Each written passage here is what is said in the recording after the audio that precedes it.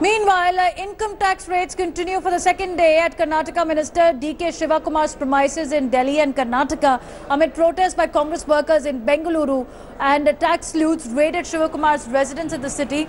His school in R.R. Nagar and a house in Sadashiva Nagar has also been searched. Sources say the income tax team will be searching Shivakumar's office in the Karnataka Assembly. Shivakumar's 39 properties spread over 60 locations in Bangalore, Delhi and Mysore are under the IT radar already. Congress raised the matter once again in the parliament today, but the government has said that this is not linked with the Gujarat MLAs who are housed in Bengaluru, who are managed by D.K. Shivakumar. Though timing is quite interesting of IT raids against the Karnataka minister, the government has said that it's been long in the works and tax sleuths have got tough evidence against the Karnataka minister. Sir, first and foremost, the question in connection with the raids which are still going on the Congress's Power Minister in Karnataka, D.K. Shivakumar. No, obviously we're not happy with the fact that at a particular political juncture in our country's life that these things are happening. It's impossible to describe them purely as coincidence. When you see that there is a particular effort to suborn Gujarat legislators before the Rajya Sabha election, that they have been moved to that location and that location is repeatedly raided, I think the signal that is being sent is a political signal and not really an objective one. The government is saying the cash was recovered from him. Well, I mean, it's entirely possible that when you're running a resort, there will be cash around for that purpose. From his house. It was... Well, whatever it is, they have to be explained, the process has to be gone through. But the timing, the manner, the optics, frankly, are deeply unfortunate. ये corruption के खिलाफ, black money के खिलाफ, ये सारे विषयों के खिलाफ का अटैक है, रेड है। इसलिए उसके साथ प्रदेश सरकार हो और D.K. शिवकुमार जी हो और पूरा कांग्रेस पार्टी को इस रेड को, सर्वे को मदद करना चाहिए और जो अवैध तरीके से पैसे रखा है और पैसे का लेन देन किया हुआ है, जो ब्लैक मनी है, उसके खिलाफ के क्रूसेड में वो सहयोगी बनना चाहिए, उसका विरोध नहीं बनना चाहिए, विरोध में नहीं रहना चाहिए।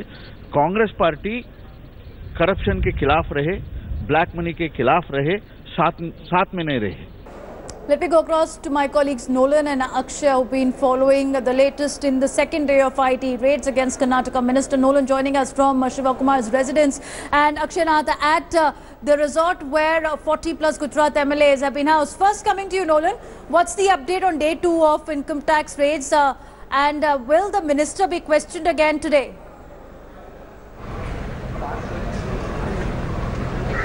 Well, in fact, it looks like he is being questioned because he has not come out since 12 last afternoon. I mean, we must remember the raid started at 7 in the morning, 6:45, 7. Now, he was brought here to his residence somewhere around 11:45, 11:50. Since then, he has been inside his residence itself. On and off, we have seen him actually come out, speak to someone and head inside. We have seen IT officials, senior IT officials coming out, going in. That is the maximum we have seen. Now, when we all thought that it would get over last night, it actually went through the night, the investigation, and as of now it's actually extremely quiet over here. We're just sitting waiting for some sort of action because all the action is not outside, it's happening inside his residence itself. So the IT officials are inside here. What we are gathering and what we believe is that the raids over here at his residence are done.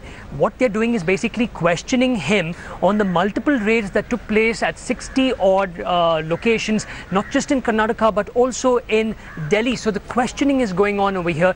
Whatever documents they've seized, the money, the crores in cash that they have actually seized. So all that questioning, they're asking him where did he get it, and also to give them proof regarding the documents that they have seized as of now.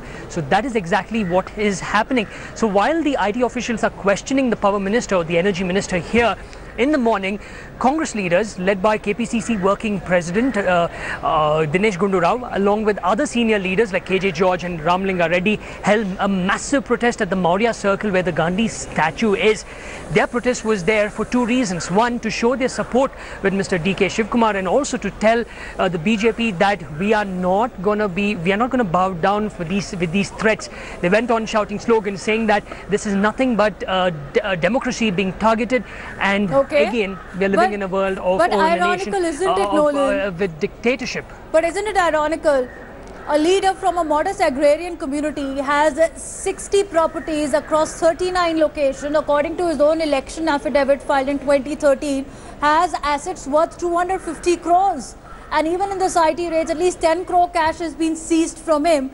So it's not that the slate is clean on his side as well. Let me go across to Akshay now. Akshay, before I ask you about the status of how the Gujarat MLAs yesterday claimed that CRPF officials were used in the raid and the chaos around it, state government claiming that they were not informed. There's also another news coming in of a Gujarat MLA not feeling well in the resort. A doctor has been called in. Give us more details.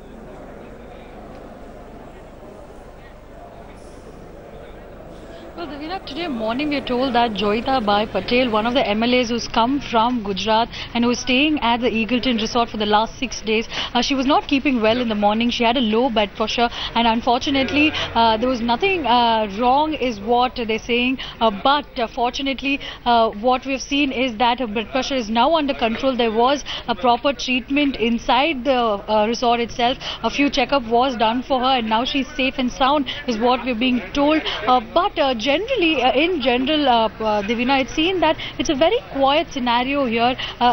Unlike yesterday, everything seems to be very calm. The MLAs are still going on with their training session. We've seen that 2 professors from Jawaharlal Nehru University were here to give them training on the importance of Congress and how they should be abiding by the democratic setup that we are in and not get, destabilized because of the undue pressure that the BJP is being putting on many of its MLAs. Earlier, 6 of the MLAs from Congress had moved out, of which 3 of them had joined the BJP, and now to ensure that a similar scenario does not happen, they've come here. And yesterday we had seen how Shakti Singh Goyal, one of the very senior leaders from Gujarat, who's also staying inside the resort, coming out and asking that the Supreme Court take a suo motu case and ensure that their safety is there till they return back home, and also requesting for an acting judge to be present with them. And yes, Devina, last night they had come out with a statement and a lot of footages, CCTV footages showing how contradictory to what the IT officials had claimed, saying that nobody had entered inside any of those MLAs or spoke to any of those MLAs. We have visuals. India Today broke it first, showing how there were people, there were IT officials walking into one of the MLA's chambers and then coming out with Shakti Singh Goyal and talking to him. And later on, near the dining room also, they were talking to multiple MLAs from Gujarat. So these are the pressure tactics that these MLAs were talking about. But for now it seems that they're staying put. For now it seems that they're staying put, Akshaya. 5 days to go for the big Rajya Sabha polling, where Ahmed Patel, the Congress heavyweight, is fighting for a seat. For now, Gujarat MLA staying put in Bengaluru. Getting some more news.